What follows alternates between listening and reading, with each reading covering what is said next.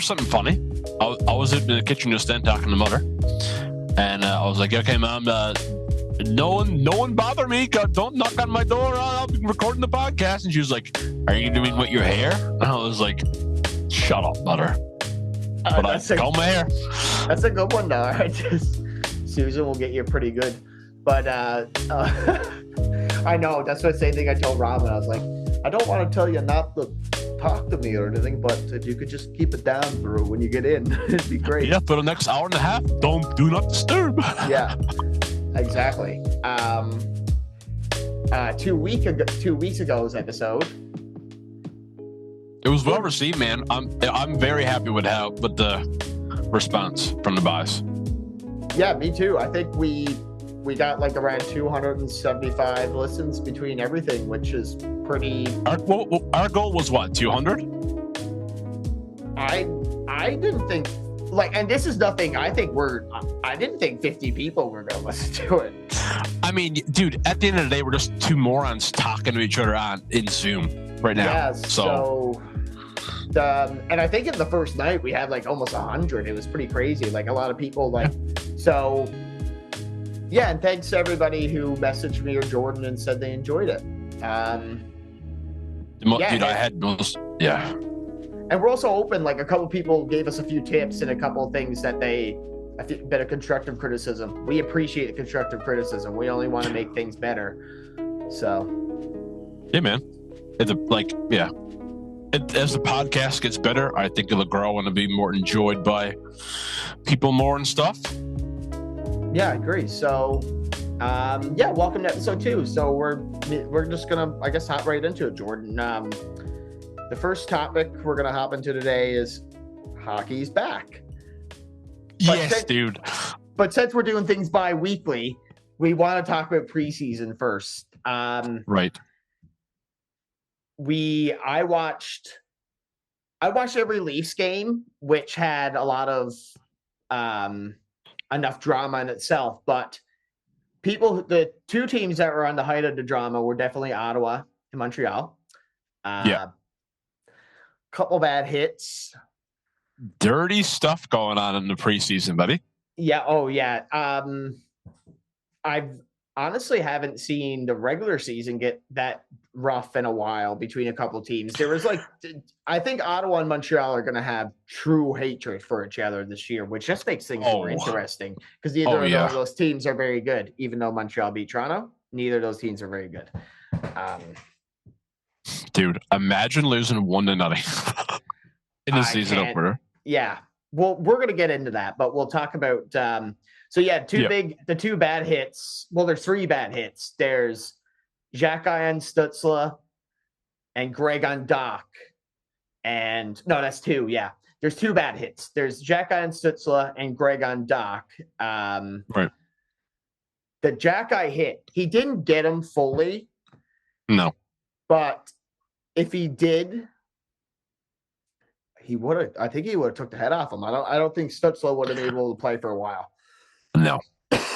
My question is, why is he out there playing like that? It's so reckless, in my opinion.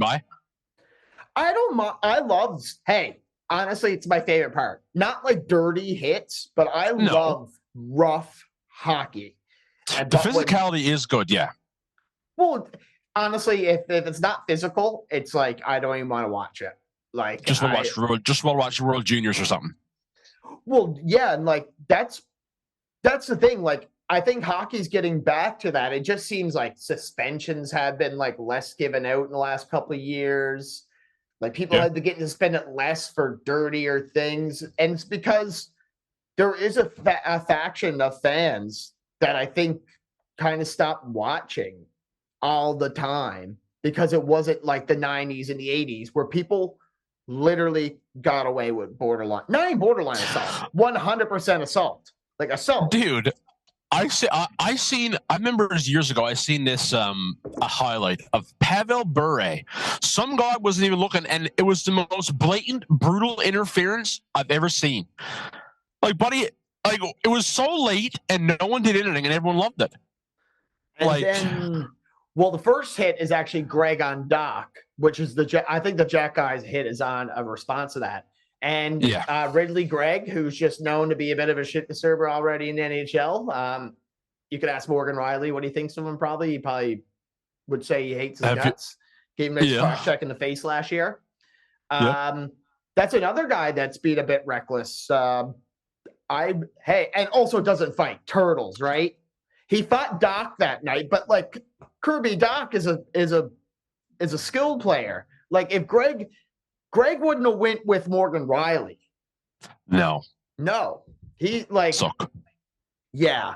And then I think there's some Habs fans. I know there's some Habs fans listening to our podcast. So it would be horrible if we didn't talk about Cedric Paré and his knee on knee, what Patrick Laine taking Laine out for around 3 months, I think it is. It's 2 to 3 months.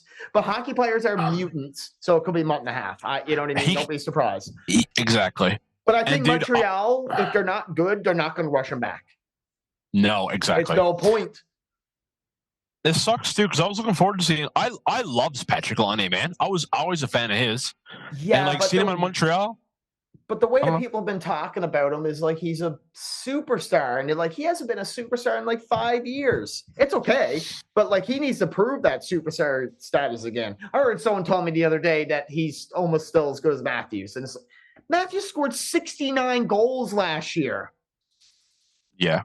I mean, he's not on that level. Like I'd say, like he could be a 40-goal scorer. I think if he put his mind to it. If he could play, but he's not going to play a full season again. And then in this game, that preseason game, our Jackeye jump Paré from behind, like beat him in the head with his glove on, which is worse than glove off. Because glove off and hitting someone in the helmet's not going to really do much. No. But glove on, you can get a good swinging man. So 100%. And no suspension there. No, like he got kicked out of the game, but it's just like that guy. Like if you let people run around like that, man, you got to start doing some suspending. It's just he was let alone to run wild the entire preseason. In my opinion. Dude, a couple people were, man. It was bad. It was a lot of dirty hits, a lot of fighting, which I also think like fighting has a place in the game in certain aspects. Like if you're gonna maybe Paré should have dropped the gloves out with him, but he was good. He would have pounded the face off him. He's tough. The conclusion is the preseason should be much shorter. Yeah. It was a bit of a gun show. Some teams are playing 8 games. Yeah. Or it needs to be more like NFL where stars don't play. They just are like, no, we're not playing. We'll play in the regular season. I seen something posted somewhere. It was like there was a pile of injuries, dude. Dude, it's horrible. It's bad. There's like Yarncroke's hurt. Joseph Wall got hurt. Speaking of Joseph Wall, hockey now regular season is back, and Toronto's played 2 games in the last 2 nights. And as Jordan mentioned earlier, lost to the Habs opening night, 1-0. Dude, see, I watched the first period because why not? And I seen Caulfield's goal. Beautiful goal, man. What a fucking play that was. Yeah, anyway. But Ekman Larson needs to get a stick down there. That's just like, come on. You can't let that cross crease pass happen. You know it's happening. You got to fucking find a way to do it.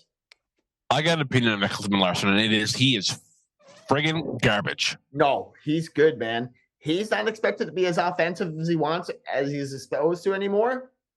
In Florida, man, he was great last year. He was done their first power play unit. That's fine and dandy, but when he makes the Leafs defense better. No doubt. Okay. No doubt. Yeah, fair. Yeah, but yeah. Okay. For the Leafs, he's fine, but I don't know. He's past his prime. That's for sure. Oh, yes. But like the Leafs had told him, and he knows it. Like the Leafs last year had one guy break puck out, Morgan Riley. That's one thing that motherfucker can do. He can get the puck out. That's a good point. And I think he's really still pretty offensively pretty good. And playing in Florida last year, it's given him this mentality that he's stuck with, where he's pretty hard to play against in front of net. He'll give you a couple cross checks. He's not, and he's huge.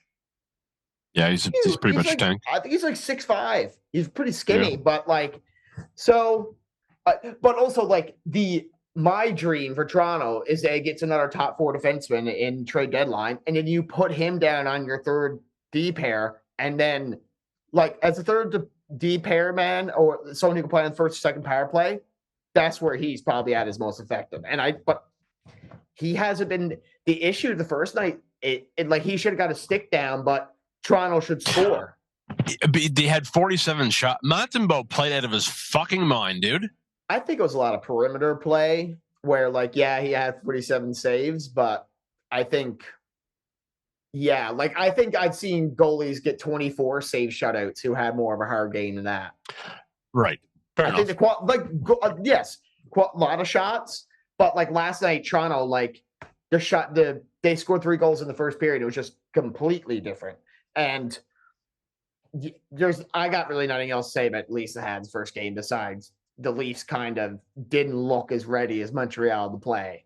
And the other thing I got to say is I'm so happy I didn't go down there. Holy Lord. Oh, yeah. Yeah, because I remember you were in talks going down there, that's right. Yeah. And so then the Leafs played last night. They played New Jersey. Beat New Jersey 4-2. Dennis Hildeby, first ever NHL start because Joseph Wall is hurt. Gets I think he had around 22 saves, 23 saves. And yeah, they beat Keefe. And yeah, that must be a good feeling, man. And Keefe didn't play Hildeby last year. He must feel so good. He's 6'7". Dude, whoa. If you wait 1 second to shoot the puck, like if you get in a cross crease pass with him and you don't fire it first thing, he's getting across and he's quick. He's huge. Yeah. Like sometimes you can see goalies, you see the crossbar. Yeah. He is a monster. And then Anthony Stolarz is 6'6".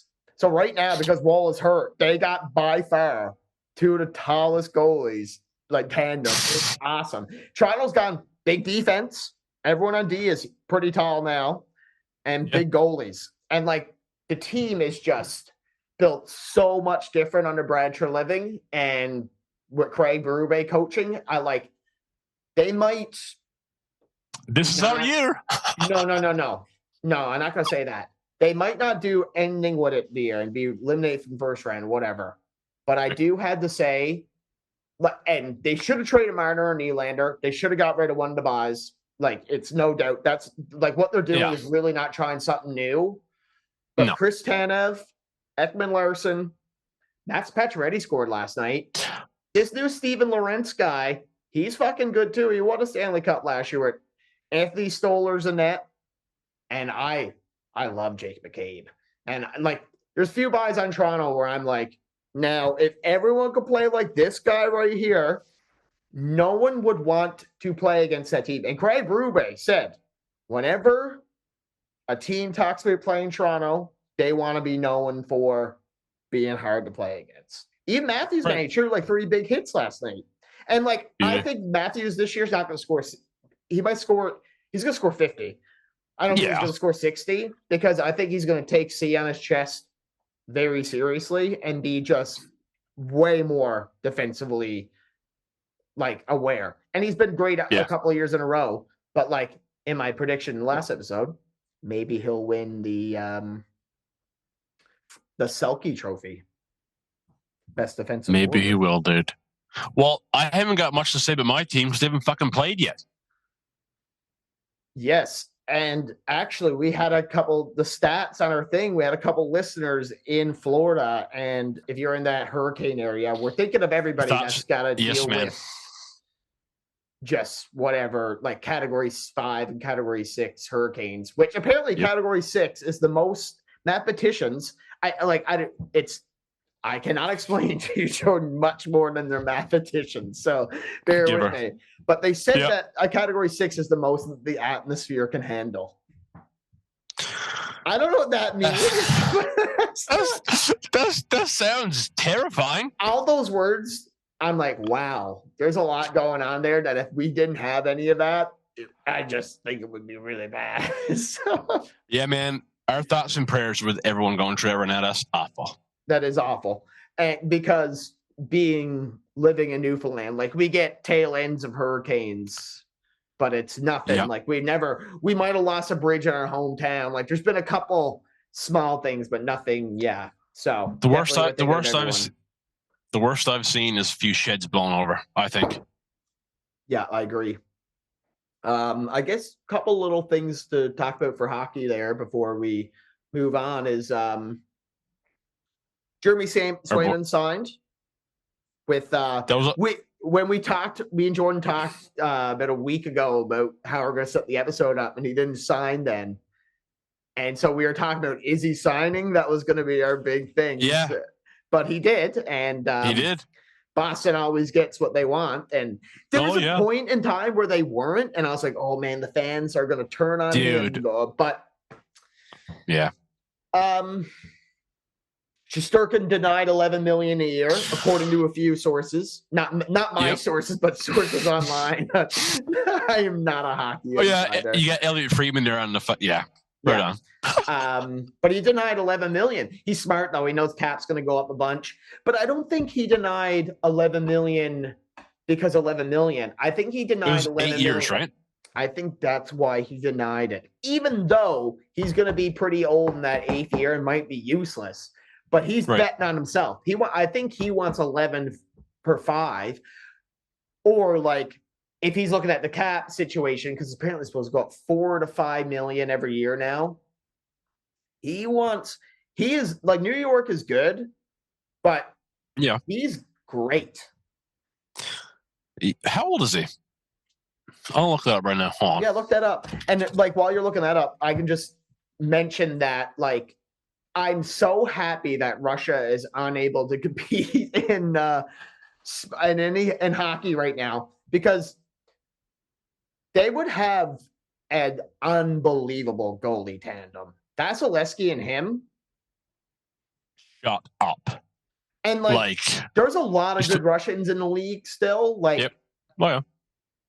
And Ovi would definitely still make the team. Malkin, like they're still all like just incredible hockey. And there's also, they always got a couple guys that still play in the KHL, and they're like awesome at like international hockey, right? And like you put one of those guys on the line with Ovechkin and they're flying. Ovechkin is old, but he's still best goal scorer. Do you think he's going to break? Be real. Do you think he's going to break Gretzky's record? Well, he might break it this year. If he doesn't, I think he's going to play again next year. I think he's going to play until he breaks it. Yeah. Shesterkin's 28, by the way. Man. I wish someone offered me $11 million a year for 8 years to just do something that I probably like love. Obviously, it's a job for those guys at the end of the day, but also like they're like living everyone in Canada's dream. Anyone in Canada who liked hockey, of course, everyone wants to play. It would just, can you imagine me one of those buys, man? Like that's. The thing is, though, I can't even fucking skate. But it doesn't matter, man. Nice. But you still would, like you still have that. But like, can you imagine one of those dudes like just awesome at hockey? You're just like you're there, and you're just chilling when you're not playing. You're chilling on the bench with the boys, just chirping. Oh man, there's a lot of that going on. Hell yeah. Yeah. And I guess the other big thing is Edmonton lost the other night. I don't have much more details than them losing 6-0 against Winnipeg. But what's going on? Well, I've listened to a couple podcasts where people are arguing that Edmonton just caught magic in a bottle last playoffs, and like some people had magical performances they might never have again. I'm not saying McDavid and Draisaitl; those guys are unreal. But like there's some people on their team that played incredible. Like maybe they never play that good again. So I don't know. I have no opinion on it yet. So that would be something. Like they always have a bit of a slow start, so like that's something to probably follow. Yeah, they do, huh? But if you're betting on those guys, like you're always slamming McDavid for a few points, anyways, even if they don't win. And then the last big one is Macklin Celebrini scored his first goal last night, and it wasn't much of a goal. Yeah, in his debut, he came in off the wing. He did he did a spinorama and like I think he tried to like throw it into the slot, but it just went off, cut buys and went in. And then he had an assist. But then I just got a message that he's being evaluated for a lower body injury. Shut up. Man. That sucks. That does suck. Speaking of kids, me and Jordan both recently have watched the Orphan horror series. Orphan First Kill and just self-titled Orphan. Orphan. Yep. We watched First Kill together on Zoom, which was little date, but cute, romantic, and I think we could both come to agreement that they are great horror movies, and like what I don't like about it, not don't like what it really makes it easy for me. It's something that's like could happen. You know what I mean? Like, well, yeah, for sure. And actually, I do have a couple articles here I do want to get into about a couple relatively similar stories to it, where people have pretended to be this younger than what they are to get into a family as an orphan. Yeah. And so in First Kill, it tells the story of Esther and how she became. Well, it starts off with her in an insane asylum, and we don't find anything before then besides that she had to learn her own way on the streets or whatever that means in Eastern Europe. Basically, somehow she ended up here, and she's this kid, and, well, she's supposedly a kid, but she's actually not. Well, and they know that at the mental asylum.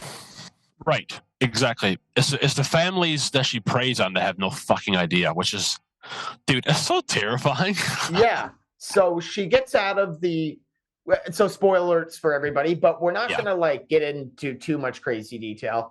So she finds her way to escape the mental asylum. Right. You'll have to watch to see it fully in detail. It's very elaborate. It's a very good opening scene for a movie. Yes. And she also, the thing about it, it's like, even that, it's like, I feel like that could happen. Like, it just the whole thing was kind of a little bit believable, where I'm like, oh, man. He knows something's up for sure. He knows something's up, and she finds a way to deal with him. This is where we find... the twist. This is a massive spoiler alert. No, we can't spoil this because we told you to watch the movie. Right, so yeah. There's a twist. There's a huge twist for her. Yeah, just leave it there. Yeah, there's a huge twist in the family. And then she ends up killing the family. That it's not too much of a spoiler because that's inevitable. It's just obvious. How she goes about it is really well shot, and like the foreshadowing and everything is really well placed. See, the thing is for that movie too is the girl who played Esther. She's now like, when Orphan first came out, that was actually her. She was like a little girl, but this movie came out like 11 years later, and she's like 24 years old, dude. So she like, it's basically her face. She does look different than she does in the first movie, obviously, because she's matured. But like, they do what they can, look camera tricks and shit to make her look like a little girl. So props to them for that. And then there's the second one, which me and Jordan watched separate. I've seen it a couple times already. Me too. So as Jordan, it's just Orphan, which picks back up from basically, you can assume like a couple months, maybe a year after First Kill. But dude, okay, so out of all the movies, out of those two movies, I think the hardest scene for me to watch is the beginning of Orphan. Like when when Vera Farmiga, I love her, by the way, one of my favorite actresses of all time in horror. When she's going like the whole pregnancy thing, and she's oh dear God. Oh man, the nurse that's bringing her in that scene, I worked with her on a play. What? Yeah, man. Are you serious? That's cool. Yeah. Nice. Yeah. But yeah, what makes that movie so great? Not to cut. Yeah, sorry. No, it's all good. It's child actors, man. It's her and her two siblings, and they all kill it in that movie, dude. It's what makes the movie. The acting is what makes the movie, dude. I liked what's her name? Isabel Fuhrman. Yes, and also Vera Farmiga. I love the two of them. I didn't like the dad in that one. And the first, I don't think it's good. He gets carried in that. I think so. I like the dad in First Kill more too. Me too. I think. Yeah. He was just like, he was his heartbroken father, and like I like it's just done better in my opinion. Yeah.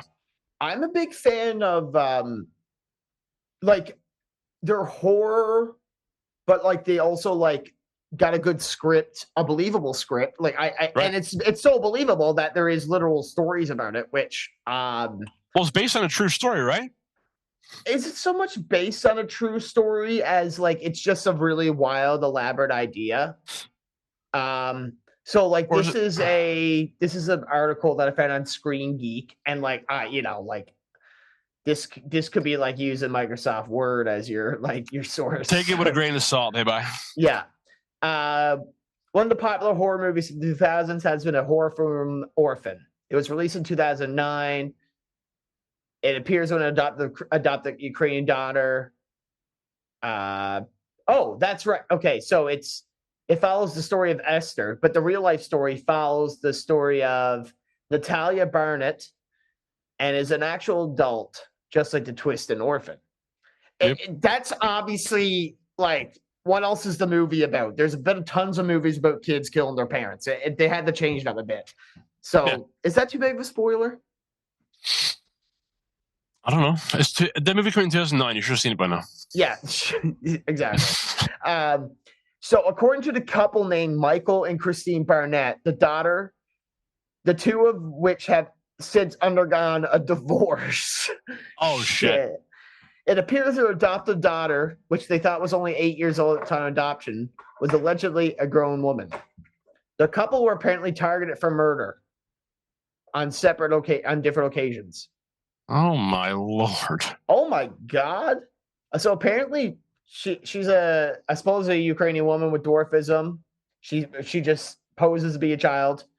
Adopted in 2010, but her adoptive parents, the Barnetts, decided to change her age to 22 before abandoning her to move to Canada in 2013. Smart. But in 2019, the now divorced couple were charged with neglect of a dependent in Tippecanoe County, Indiana. She was examined by a hospital and declared 11 years old. She's mentioned that she tried to kill them to their faces and stuff, but it's really hard to believe. This family seems super problematic. Well, yeah. Like I said, take us with a grain of salt. This whole article. Exactly. But there's another one, and I think this is a different story. Guam Colette Sierra's 2009 horror film portraying a young couple unwittingly adopting a grown woman, posing as a 9-year-old. It's shockingly rooted in real-life events. Yeah, it's Barbara Skrylova. That's one it's based off. Actual woman discovered posing as a 13-year-old boy. That's an interesting choice. In Norway. Interestingly, a decade later, similar incident unfolded involving Indiana couple adopting Natalia Grace, a 6-year-old Ukrainian girl. That's what we just read. Apparently, the sequel, First Kill, aligns with the events. Right. Okay, so the chilling true story behind the movie revolves around Barbara Skrylova, who gained international notoriety in 2008 when a 13-year-old boy she posed as in Norway went missing, only to be revealed as a 33-year-old Czech woman. It's just that whole concept is terrifying to me, dude. Because you're like, it's just, you assume they're so innocent, like, oh, yeah. But meanwhile, they've been alive for 33 years, and it's like, what?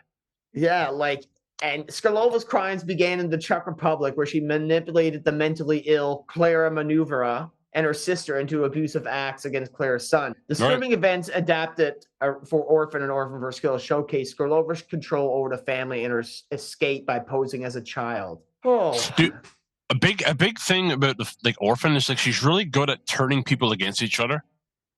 Oh, she's great at it. She's horrifying. And also, she's just, so manipulative. And, in the first one, in First Kill, the twist is, she has the family in a bind already. Right. Yeah. It blew my mind. It was a big one. It was a good one, too. It was a good one. Yeah. It was a believable twist. It was believable. I believe it. It's happened before. Yeah. So. Go watch it. Go watch it. Watch it again. Yeah, I recommend those movies so much, especially now we're getting close to spooky season. So we are in spooky season, but we're getting close to real spook day, which I love a good spook. Speaking of spooky, I think Julian's gonna read off a story for us. Yeah, and since the last time we did our episode, we actually have gotten permission from Dale Jarvis to read word for word from his ghost stories. And I think that is cool as fuck. Thank you, dude. Yeah, thank you so much, Dale. You're probably not listening, but we're gonna plug your shit every episode, so good laugh. Yeah, we'll plug your. So, like I said, Dale Jarvis. I said last episode, I believe Dale Jarvis runs the. He's one of the people who run the haunted hikes in St. John's. He's a great writer, great actor. That's one I really recommend doing that if you ever get the chance, because it is. I like to do that. Yeah. Just a great. It's a great. I've done it with my sister, and we had a great time. It was okay. So what's this story called, Julian? This one is called Newfoundland's Most Haunted Street. Okay. So Victoria Street, St. John's. For anyone who don't know, Victoria Street, St. John's is where the LSPU Hall is. It's downtown. And apparently it is Newfoundland's most haunted street. While one of the shorter streets in downtown St. John's, and a mere 3 blocks long, Victoria Street has more than its fair share of ghosts and phantoms. This may have something to do with its age, as Victoria Street is one of St. John's oldest. The street was once known as Meeting House Lane and took its name from the old Congregational Church Meeting House, which stood on the site where the historic Longshoremen's Protective Union, or the LSPU Hall, which is where a lot of Newfoundland's theater happens these days. They're in the Arts Culture Center. Nice. LSPU Hall, an awesome venue. Check it out at 3 Victoria Street. The land for the Congregational Church was purchased in 1785, and the meeting house was completed in 1789. The LSPU Hall not only sits on the site of the old meeting house, but its current foundation contains stone from the foundation of the old building.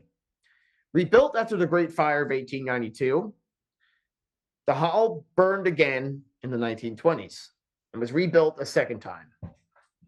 Since the late 1970s, the hall has been a focal point for theatrical and musical activity in the downtown area. And in October of 1999, the Resource Center of the Arts celebrated its 20th year in the building. So since then, they've had 2009, 2019. So now they're 40 years old, because this book, Dale wrote this about 20 years ago.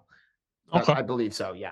Many people in the theater community of St. John's have gossiped about the existence of a presence within the hall, a ghostly resident whose possible existence has been discussed for many years.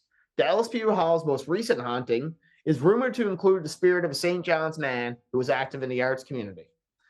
A couple of years ago, a young St. John's man drowned tragically one night in a pond outside the city. While young in the years, the man was a tireless supporter of the arts and local music. Organized community events and concerts. The suddenness of his death left a tangible hole in the downtown arts community. It is possible, however, that his energy and dedication to the scene have not completely dissipated. That's Fred. So, like, downtown, there's a big mural of this guy who, like, he's like playing in a band, but it's also his face, and he's got his arms crossed like this. Okay. That his name is Fred. So, like, he organized all these shows down there. Apparently he's a great dude. And I've also heard of his working at the hall doing a couple shows there. I've heard of these stories. So that's why this one, I want to read this one first. Shortly after his death, a female visitor to St. John's attended a live theatrical performance at the hall. As she sat in the darkness, the woman became aware of the young man seated alongside her. It became obvious from his body language and facial expressions that he was enjoying the production immensely. As the production drew to a close and the house lights were raised, she turned toward him to remark on the play, and was startled to find suddenly an empty seat meeting her gaze. Later, she recounted the story to someone familiar with the hall, and as she described the young man's appearance, his long hair and his black leather jacket, it became obvious that she was describing a man who had drowned months earlier. His shade had been reported not only sitting in the dark theater seats, but also standing in the wings of the theater, half obscured by shadows and curtains. even while performance had been in progress. The next time you take a performance at the hall, you might want to take a long second look at the person sitting next to you, for it may be something more or a lot less than what you first may wish to believe. The ghost was sighted as recently as September of 2001. This is obviously David. I will get more information on it. I'll ask some people, and I'll see if I can get an update for you for that next episode. That'd be cool, yeah. While perhaps startling to inhabitants or the lucky in theatergoer, most Victoria Street's ghosts are relatively harmless. A good example of this is the ghost of 23 Victoria Street. An older St. John's man told me in the fall of 1998 that he, as a very young man, had lived at number 23. And while he lived there so many years ago, he had been surprised by the ghost of an elderly woman. This phantom woman had appeared before him, standing on the landing halfway up the stairs of the house. The house is today divided into different apartments, and whether or not there have been more recent sightings is a question that remains to be answered. The ghost of the old woman of number 23 pales before some of the street's other restless dead. This one is terrifying, in my opinion. Oh, okay, go on. The most well-known and most horrific of the Victoria Street's many ghosts are the two made famous by the Newfoundland author Jack Fitzgerald. This direful duo are said to haunt a house near the corner of Victoria Street and Bond Street. In the winter of 1907 to 1908, good years, a Newfoundland couple living in the United States returned to St. John's, and they probably had to take a boat, man. Like, dude, things must have been just really rough back then. Like, the worst. Way rougher than, like, it's rough now. It's pretty different rough. Reasons, though. Yeah, there's a lot of it's really hard to compare. It's just different. Yeah. Newfoundland couple living in the United States returned to St. John's and rented a house on the corner of Victoria and Bond. Upon their first night in the house, oh my God, man, this. Okay. The wife was awakened from her sleep by a horrific series of blood-curdling screeches. Terrified, the woman sat bolt upright and saw the ghostly figure of a woman at the foot of her bed, a woman who had been known to her, but who had died several years before in the very same room.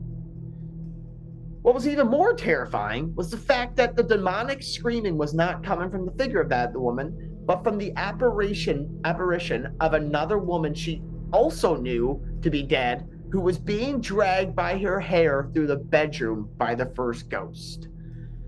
The wife passed out cold and could not be revived until daybreak. I should say. The couple took their personal belongings and never set foot in the house again. Fucking smart. According to the St. John's Evening Telegram at the time, the landlord refused to refund any of the 3 months rent paid in advance. Dude, landlords haven't changed, man.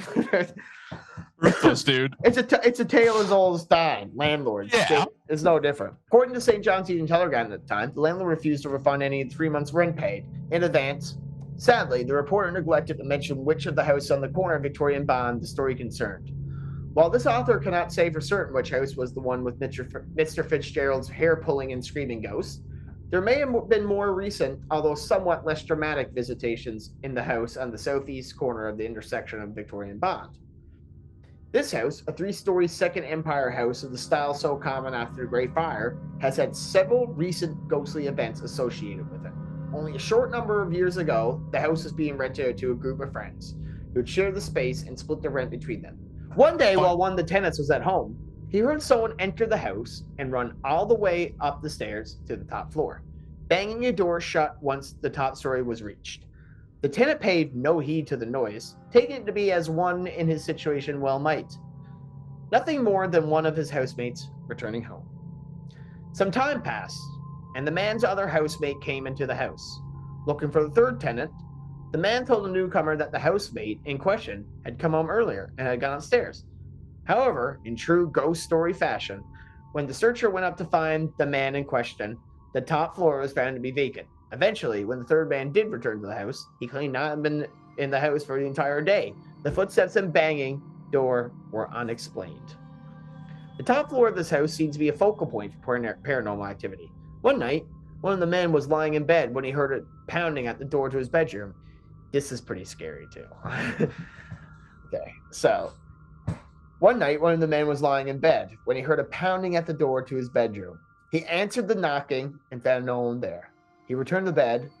No sooner had he done so than the knocking resumed. Once more, by the time he reached the door, the landing was empty. The man returned to his room, convinced that one of the friends was playing a practical joke. This time, when the knocking returned, he'd ignored it. Refusing to fall for the prank, this time, however, the knocking did not stop at the door. The man listened as the knocking started to move from the door to the wall beside it, and then move along the corridor. The knocking continued along the way to the corner, where this passageway ended at the exterior wall of the house.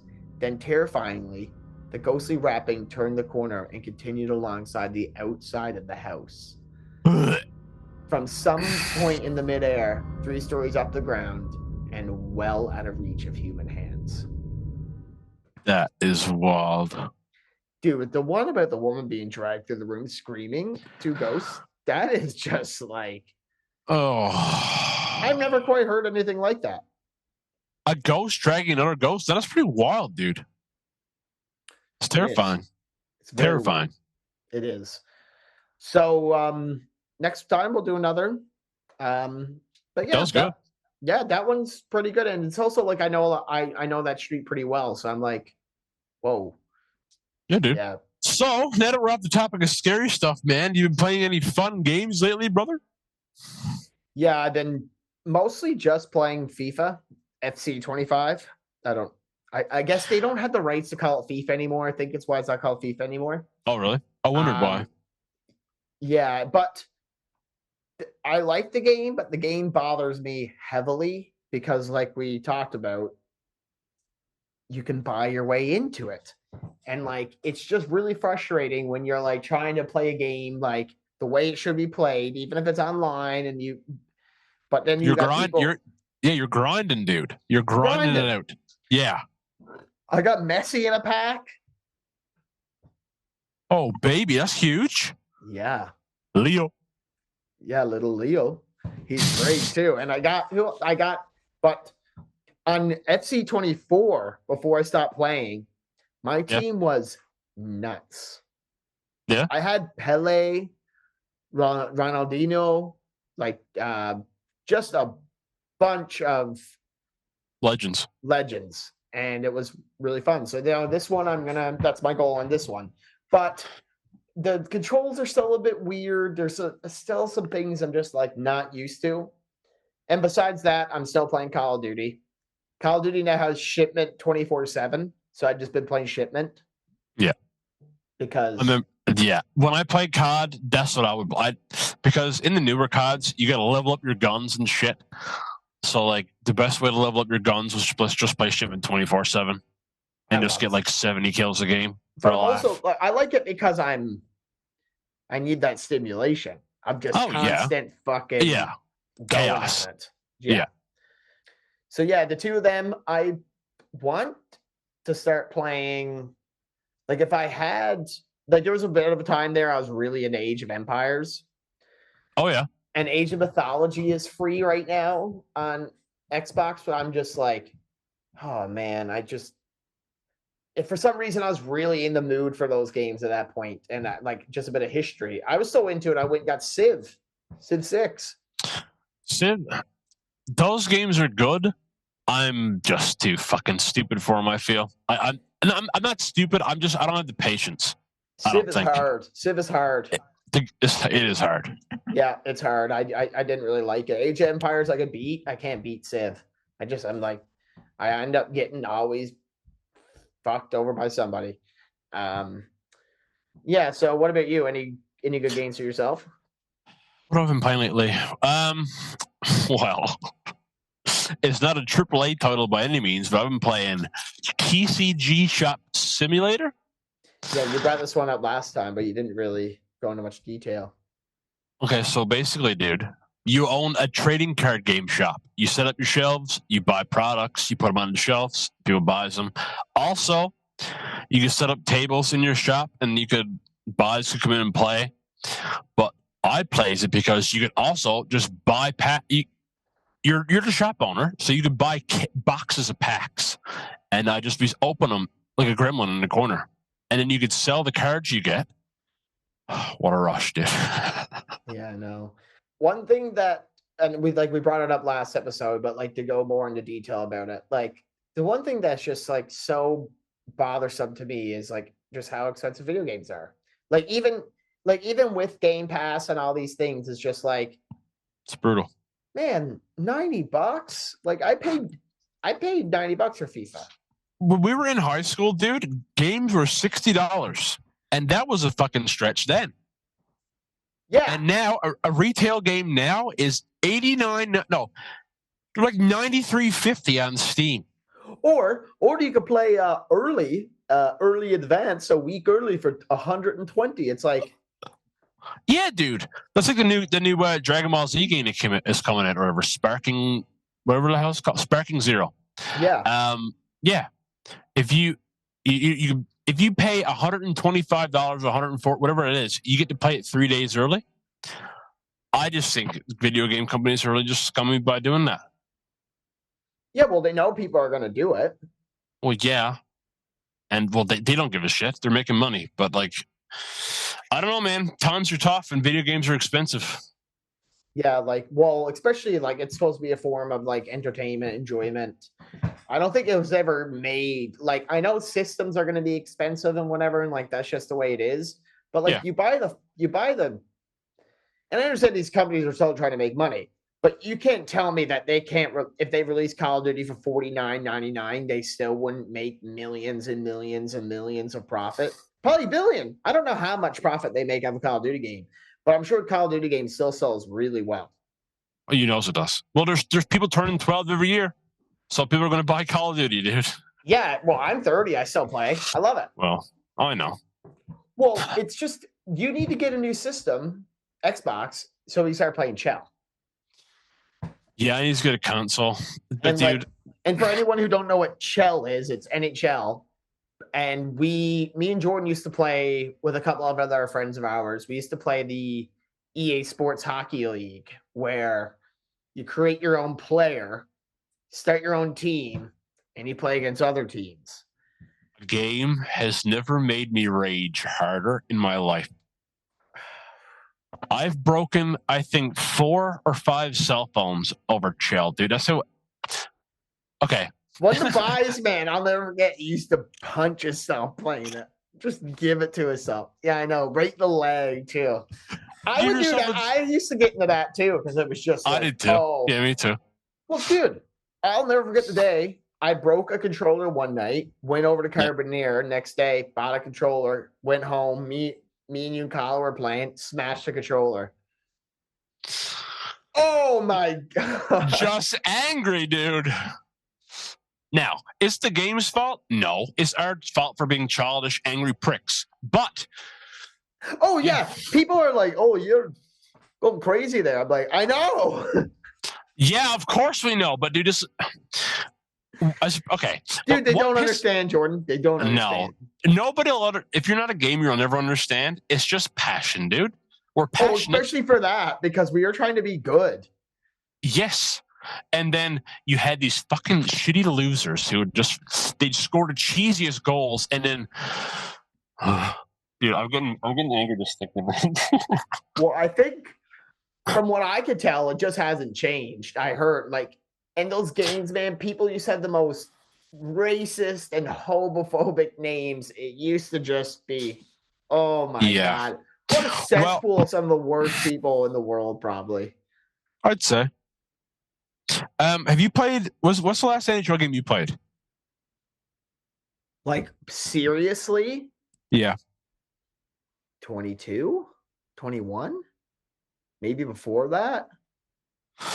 Yeah, I think they've added this stupid system in the new ones. It's like a pressure system where they weren't in 21 and 22, were they? Who? Okay, so in the new NHL games, they added this, what it's like, okay, so if you got the puck and you bring it in the other person's zone, there's now it's like a pressure gauge that, like, the longer you hold the puck in the offensive zone, the pressure gauge fills up. So when that fills up, it's easier to score. No, the older ones didn't have that. That's stupid. No, I think it's dust. But yeah, I don't know. Because I played NHL 24 at one of Dubai's house. It was like 5 of us playing.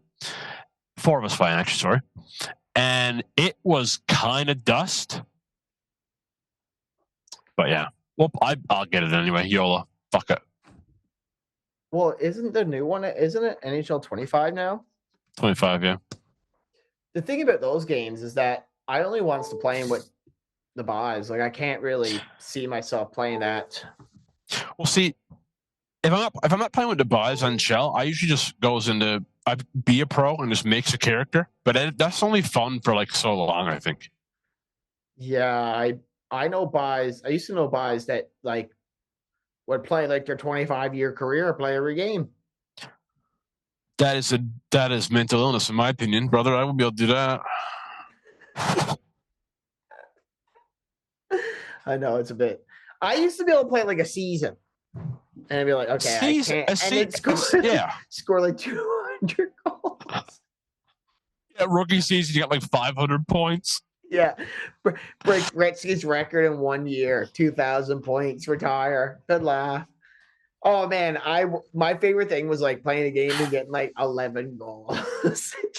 Oh yeah, 3 hat tricks then, or 4 hat tricks. And it's so funny because you can keep celebrating too. And I'd always be a power forward, right? Center, power forward, and I would just run people over. I'd fight and I'd score like fucking 100 goals a year, like Rick Nash then. Good times, buddy. But yeah, like. I would still rage and just be swearing. Oh my God. Oh, and I hate it when they would send you messages. Oh my God. Yeah, guess what? Come over, dart over, I kicked you in the mouth. Like. Well, is that it or what? Yeah, I think that's all I got for this week. We're going to be coming up with some new topics over the next couple of weeks. This is just something that we want to keep it a little bit similar to last time, but I think we're still pretty new to this. We're still pretty new to this racket, I think we're going to start asking for maybe if anyone got any questions or whatever. Like, we're going to try to maybe do some interviews in the future with some people.